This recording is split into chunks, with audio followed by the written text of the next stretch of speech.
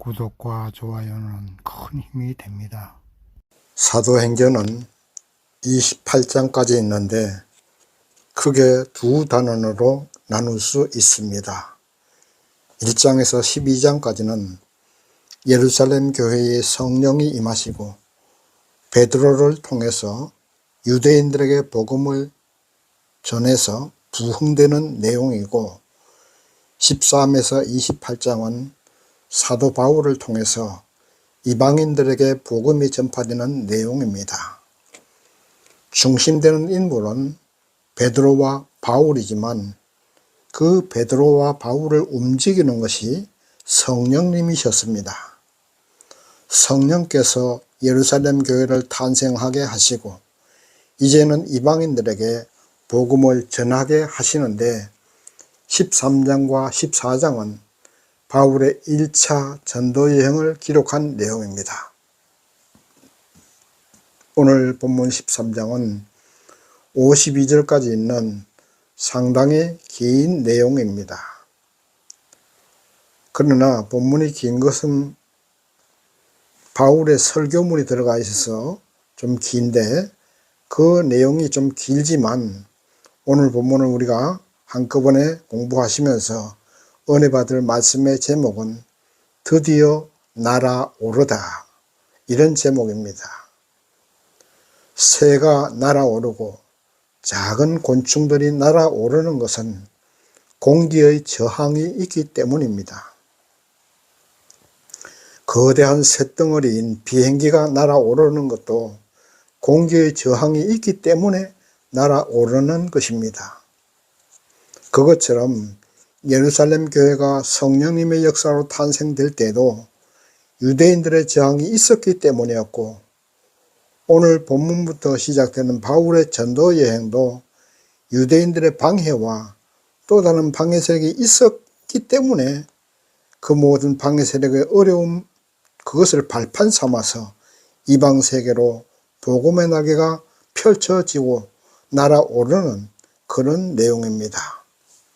오늘 본문을 보시면서 우리 모두가 어려움과 실패 앞에서 주저앉거나 포기하거나 낙심하지 말고 오히려 공기 저항을 이용해서 날아오르는 비행기처럼 우리도 모든 어려움을 발판 삼아 승리의 날개를 활짝 펴고 날아오를 수 있기를 소망합니다. 그러면 첫 번째로 선교사로 바울과 바나바를 세우시는 성령님에 대해서 공부해 보십시다.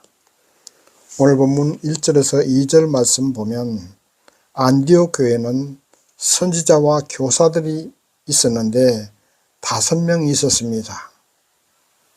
첫 번째는 바나바, 두 번째는 시므온, 세 번째는 루기와 네 번째는 마나인, 그리고 사울, 이렇게 5명이 있었는데 성령께서 이방 선교를 위해서 이 5명 가운데 바나바와 사울을 따로 세우라, 이렇게 명령하셨습니다. 그래서 이제 안디옥 교회는 모든 교인들이 금식 기도하고 안수하여서 바나바와 사울을 선교사로 파송하게 됩니다. 그래서 사도행전을 일명 성령행전이라고도 하는데, 왜 그런 말을 하느냐 하면 사도행전의 모든 중심인물은 베드로와 바울이지만 성령이 오심으로 예루살렘 교회가 탄생되었고, 예루살렘에 바울의 핍박으로 흩어진 성도들에 의해서 안디옥 교회가 탄생되었으며, 이 안디옥 교회에서 바울과 바나바를 선교사로 파송하게 된 것입니다. 바로 그 모든 과정에 성령님이 역사하셨기 때문에 성령행전이라 이렇게 말씀하고 있습니다. 본문 2절에 나와 있는 성령이 가라사대 내가 불러시키는 일을 위하여 바나바와 바울을 따로 세우라 하시니, 이렇게 기록되어 있습니다. 이 말씀을 보면 바울과 바나바를 통해서 복음이 이방인에게로 전파되지만 그 모든 것을 주관하시고 명령하시고 역사하시는 분이 누굽니까? 성령 하나님이십니다.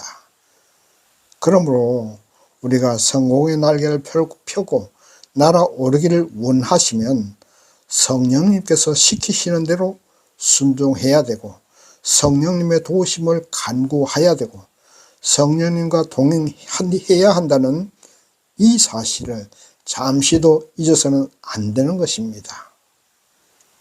사람이 낙심하고 실패하고 좌절하는 이유가 무엇 때문입니까? 내 힘으로 하려고 하기 때문입니다.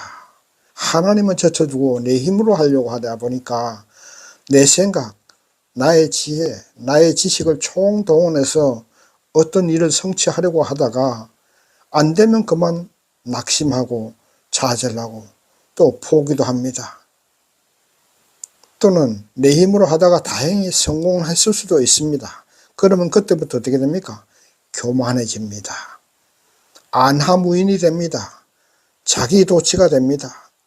그러다가 결국은 다시 또 실패의 나락으로 떨어지게 되는 것이 인생입니다.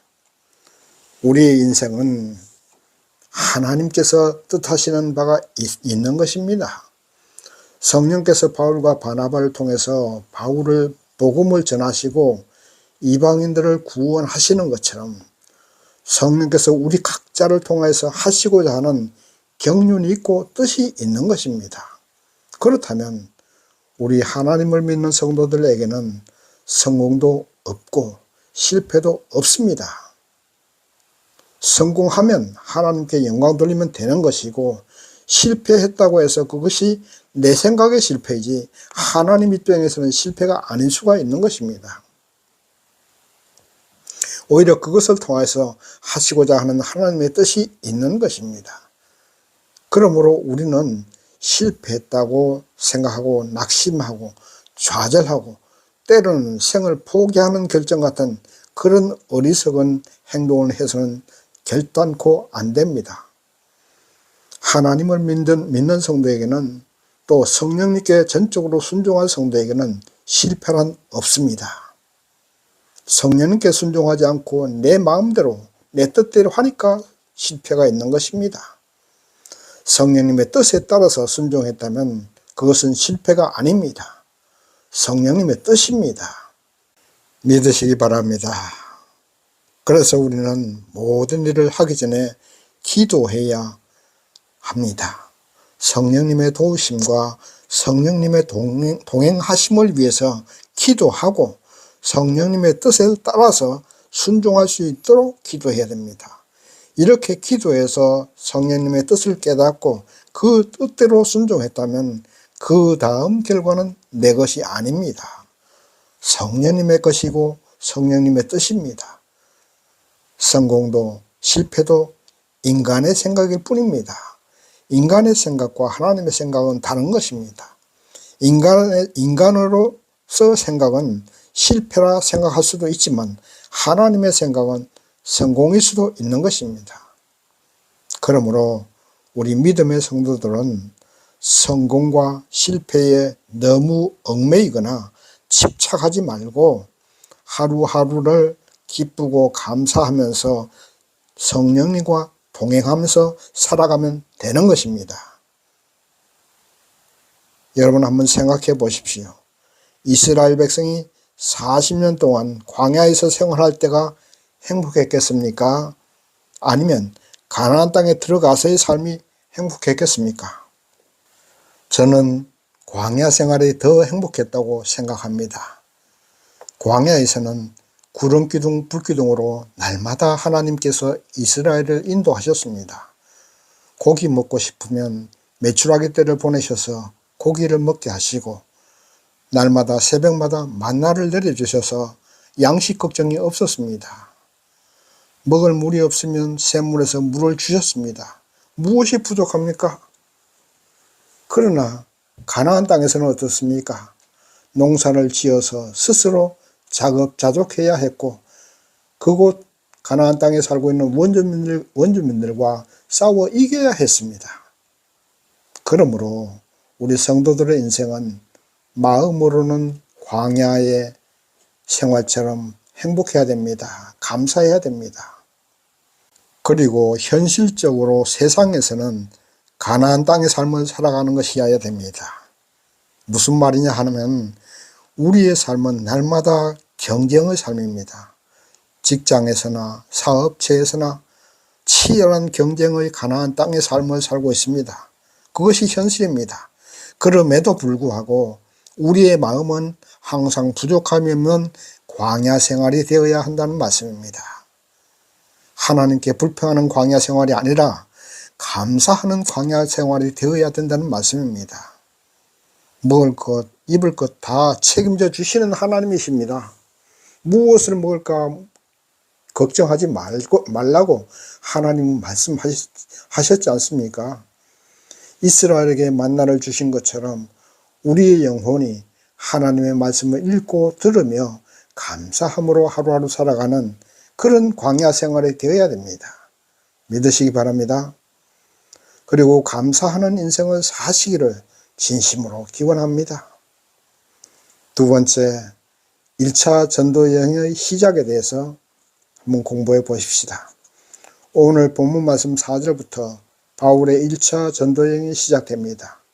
우리가 바울의 전도 여행을 보면 주의해야 할 것이 있는데 안디옥 교회가 3개가 나옵니다. 수리아 안디옥 교회, 그리고 시리아 안디옥 교회, 그리고 비시디아 안디옥 교회, 이렇게 3개가 나오는데 시리아 안디옥 교회와 수리아 안디옥 교회는 같은 말입니다. 시리아는 영어식 표현이고 수리아는 한문식 표현입니다. 그러니까 시리아 안디옥이나 수리아 안디옥이나 같은 지역의 교회이고, 이 안디옥 교회는 바울의 전도여행의 베이스 캠프가 됩니다. 베이스 캠프가 뭔지 아시죠? 출발 베이스 캠프에서 하고 또 끝에 돌아오는 것도 베이스 캠프 아닙니까? 그것처럼 전도여행을 출발한 것도 안디옥 교회가 되고 다시 전도여행을 마치고 돌아오는 것도 안디옥 교회가 됐다는 말씀입니다. 그리고 비시디아 안디옥 교회는 오늘날로 말하면 터키 땅에 있습니다. 터키가 이제 국가의 이름을 튀르키예라는 이름으로 바꿨는데 튀르키예에 있는 것이 비시디아 안디옥 교회입니다. 자, 이제 안디옥 교회에 대해서는 그 정도로 하고 바울의 전도여행을 쭉 살펴보면 복음이 전파되면 반드시 거기에는 방해 세력이 등장하는 것을 볼 수가 있습니다. 복음이 전파되면 방해 세력이 등장합니다. 그리고 그 방해 세력으로 인해서 복음이 확장되지 못하는 것이 아니라 오히려 그 방해 세력으로 인해서 복음의 불길이 더욱더 활활 타오르게 되는 그러한 모습을 우리는 볼 수가 있는 것입니다. 오늘 본문 말씀 5절에서 12절까지 보시면 바울이 살라미에서 회당에 들어가 하나님의 복음을 전할 때에 거짓 선지자 일루마가 그 지방을 다스리는 총독 서기오 바울과 함께 있었는데 총독으로 하여금 복음을 믿지 못하게끔 아주 방해를 아주 합니다. 또한 본문 말씀 45절 말씀 보면 유대인들이 바울의 설교 내용을 듣고 몰려든 사람들에게 바울의 전한 복음을 비방하고 핍박했다고 기록되어 있습니다. 그러나 이러한 저항은 오히려 하나님의 복음의 능력이 활활 타오르게 하는 계기가 됩니다. 거짓 선지자 엘루마는 그 지방 총독 서기오 바울을 믿지 못하게 하다가 사도 바울에게 된통당하는 모습을 볼 수 있습니다. 오늘 본문 말씀 10절에서 11절 말씀 보면 성령이 충만한 바울이 일루마에게 말합니다. 모든 괴계와 악행이 가득한 자요 마귀의 자식이요 모든 의의 원수여 주의 바른 길을 굳게 하기를 그치지 아니하겠느냐. 보라 이제 주의 손이 네 위에 있으니 네가 소경이 되어 얼마 동안 해를 보지 못하리라 하니 즉시 어두움이 그를 덮어 안개와 어둠이 그를 덮어 인도할 사람을 두루 구하는지라. 아멘. 성령을 방해하면 이렇게 심판당합니다. 그리고 오히려 이러한 방해로 복음의 불길은 더욱더 활활 타오르게 됩니다. 총독 서기의 바울이 복음을 받아들이게 됩니다. 또한 비시디아 안디옥에 가서 복음을 전하자 온 성 사람들이 바울의 설교를 들으려고 구름대처럼 몰려들 때에 유대인들이 그 지방 유력자들과 또 기부인들을 선동해서 방해했지만, 그러나 비시디아 안독에는 이미 복음의 불길, 성령의 불길이 붙고 말았습니다. 그런 방해가 소용이 없었습니다. 이런 모습을 볼 때에 방해 세력과 저항 세력은 오히려 복음의 날개를 활짝 펴주는 고마운 사람들이라는 것을 우리는 알 수 있습니다. 그런 방해 세력이 있으므로 또 다른 지역으로 가서 복음이 전파되게 된 것입니다. 어찌 보면 바울은 가는 곳마다 유대인들의 방해로 쫓겨나는 것 같습니다. 그러나 이미 그곳에는 복음의 불씨가 떨어졌습니다. 이제 그 불씨는 성령께서 타오르게 하실 것입니다. 그러므로 바울을 쫓아내고 실패하는 것 같지만, 바울이 쫓겨나고 실패하는 것 같지만 실제는 뭡니까? 성공한 것입니다. 그것이 성령님의 뜻입니다. 그리고 우리의 인생도 그렇지 않습니까? 우리가 살아가다 사업에 실패할 수도 있고 직장을 잃어버릴 수도 있습니다. 또 사랑을 잃어버릴 수도 있고 육신의 질병이 될 수도 있습니다. 그러나 그 모든 것은 우리로 하여금 비행기가 공기저항을 이용해서 날아오르는 것처럼 우리가 그런 환난과 고난을 타고서 발판 삼아서 믿음의 날개를 펴고 더 높은 신앙의 차원으로 올라가게 된다는 그러한 사실을 믿으셔야 됩니다. 그러므로 우리는 환난 가운데서도 감사하게 되는 것입니다. 환난 가운데서 낙심하지 마십시오. 그 환난이 나를 날아오르게 하는 것입니다. 이러한 환난과 고난을 이겨내고 믿음이 더욱더 성숙되어서 세상에는 하나님의 이름을 영광되게 하고 복음이 전파되게 할 수 있는 기회가 되기 때문입니다. 모든 것이 합력하여 선을 이루게 하신 하나님이십니다. 고난이 나를 단련시키는 것입니다. 고난을 통과함으로 보석으로 거듭나게 되는 것입니다. 그러므로 여러분이나 고난이 오면 그 고난을 이용해서 하늘로 날아오를 준비를 해야 됩니다. 그 고난을 이겨내고 하늘로 날아오르셔야 됩니다. 고난을 이용하지 못하고 낙심하고 좌절하면 우리는 비행기가 추락하는 것처럼 믿음의 세계에서 추락해서 성령님의 도우심을 받지 못하고 영벌의 지옥으로 떨어지게 되는 것입니다. 고난과 환난을 만나서 추락하는 사람은 하나님의 영광을 보지 못합니다. 저주의 영벌에 떨어지고 맙니다. 공기저항을 발판 삼아 하늘로 비상하는 비행기처럼 우리가 만나는 고난과 환난을 발판 삼아서 영광의 하늘로, 승리의 하늘로 날아오르는 저와 여러분이 되어야 될 줄 믿습니다. 세 번째, 바울의 설교 내용에 대해서 공부해 보겠습니다. 오늘 본문 말씀 16절을 보면 이스라엘 사람들과 하나님을 경외하는 사람들이 들으라 하고 바울은 설교를 시작합니다. 그 설교 내용을 요약하면은 하나님께서 세계 많은 민족 가운데서 우리 이스라엘 민족을 선택하셨다. 그리고 여호수아를 통해서 가나안 땅을 주셨지만 이스라엘은 하나님께 범죄하고 하나님의 구원을 받지 못하고 사사시대를 거쳐서 사울이 첫 왕이 되었으나 그는 세상적인 왕이었다. 그래서 하나님은 하나님의 마음에 합한 다윗 왕을 세우셨으면, 그러나 그 다윗 왕으로서 인간을 구원할 수는 없었습니다. 그래서 궁극적으로 구원하시는 유일한 길은 하나님께서 이 땅에 오셔야 했습니다. 그래서 다윗의 후손으로 메시아 되시는 예수님이 이 땅에 오셨습니다. 그 예수는 구약의 선지자들이 예언한 그 메시아이시고, 그 예수님께서 인간의 죄를 대신 지시고 십자가에 못 박혀 죽으셨습니다.